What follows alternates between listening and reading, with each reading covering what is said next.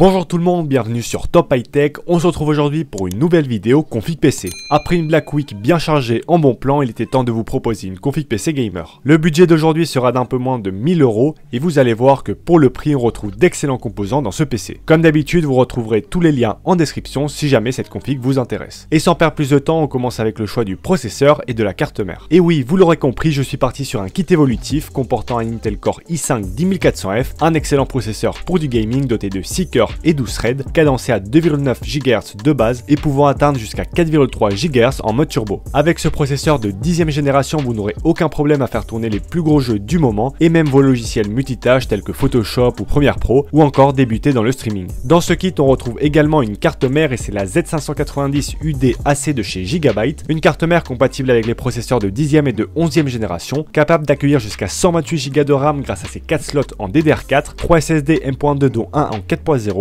et 2 cartes graphiques dont une en Gen 4 entre autres. Une bonne carte mère au format ATX avec une connectique complète, idéale pour se monter une bonne config gamer milieu de gamme. Niveau prix, ce kit est actuellement disponible à seulement 239 € chez Rue du Commerce. Ensuite, au niveau de la RAM, comme d'habitude pour une config orientée gaming, on va prendre deux barrettes de 8 Go cadencées à 3200 MHz. Durant ce Black Friday, on a vu de très belles promos sur la RAM, notamment les Crucial Ballistics qui sont descendues jusqu'à 52 €. Malheureusement, elles ne sont plus à ce prix, mais j'ai trouvé les Vengeance LPX de chez Corsair à seulement 59 € chez Amazon, une très bonne affaire également. Passons à présent au choix du stockage. Pour rester sur la barre des 1000 €, j'ai choisi un SSD M.2 NVMe de 500 Go de la marque Western Digital. C'est un SSD qu'on retrouve actuellement à seulement 44 € et qui propose d'excellents débits de transfert pour du gaming, ce qui en fait une bonne option. Pour ceux qui voudraient une plus grande capacité de stockage, je vous mettrai d'autres alternatives en description. Et on arrive maintenant au choix du composant le plus délicat, la carte graphique. Malheureusement, il est toujours aussi difficile de trouver des cartes en stock et à un prix correct. Pour la config d'aujourd'hui, je me suis orienté vers une RTX 3060, une carte graphique de dernière génération avec 12 Go de VRAM, excellente pour du gaming en 1080p. J'ai déniché le modèle AMP White Edition de chez Zotac à seulement 545 € chez le revendeur Infodiscount. La carte sera disponible le mercredi 15 décembre, donc n'oubliez pas de vous créer votre alerte pour ne pas la rater. Vient ensuite le choix de l'alimentation et pour répondre aux besoins de la config, j'ai opté pour une alimentation de 650 watts qui sera amplement suffisante. C'est le modèle 650 B5 de chez EVGA, une alim certifiée 80+ bronze, full modulaire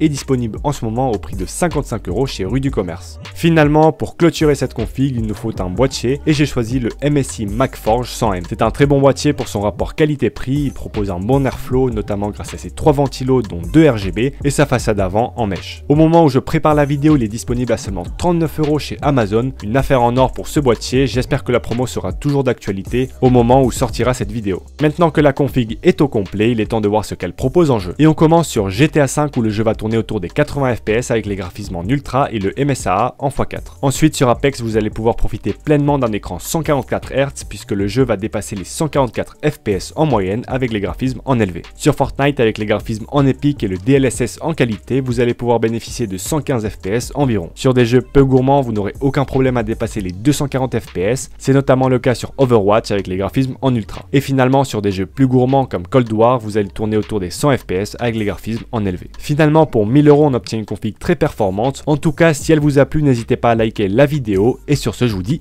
à la prochaine.